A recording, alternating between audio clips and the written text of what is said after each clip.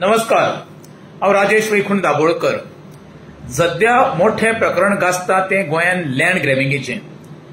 अशेंच एक प्रकरण फुडल्या विकान हांव ओपन करपाचो आसा।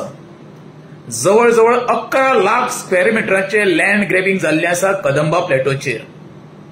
त्या जमनीचो सध्याचो व्हॅल्यू आसा जवळ 3 ते 4 हजार कोटीचो। एका सर्वसामान्य गरिबांची एका मोठ्या उद्योजकान जमीन बळकावल्ली आसा।